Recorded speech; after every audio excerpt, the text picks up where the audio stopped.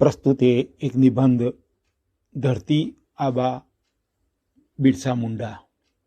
Lord Thomas Wellington Macaulay ने सन 1835 में भारत में शिक्षा नीति लागू की, जिसके बाद वर्तमान झारखंड के सालवा गांव में स्कूल शुरू हुई, जहां मुंडा आदिवासी विद्यार्थी पढ़ते थे, जिसमें बिरसा भी थे।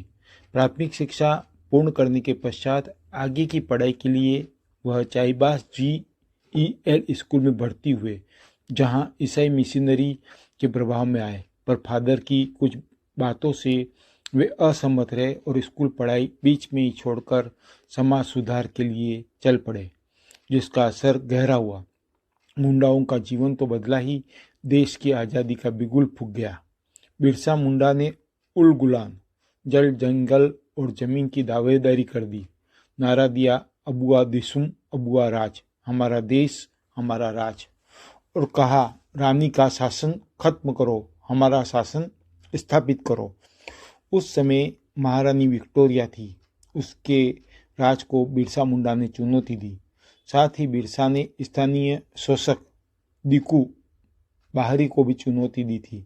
बिरसा ने भूमि सुधार कानून का विरोध किया।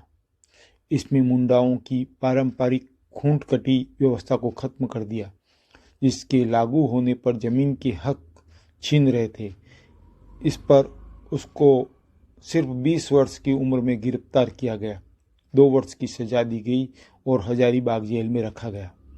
बिरसा ने जेल से बाहर आकर अपने आदिवासी धर्म, अपना धर्म पर विचार व्यक्त करने प्रारंभ किए।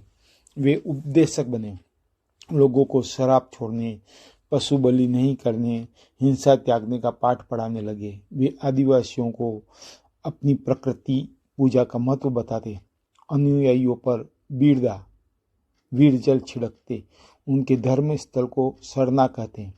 बिरसा का प्रभाव बढ़ने लगा। उसने अपने युवाओं को तीर कमान लेकर चलने का निर्देश दिया, जिसे ब्रिटिश सरकार और स्थानीय जमींदारों ने सेना मान लिया।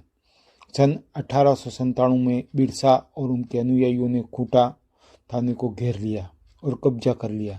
1897 में तांगा नदी के किनारे ब्रिटिश सेना से भिड़ंत हो गई।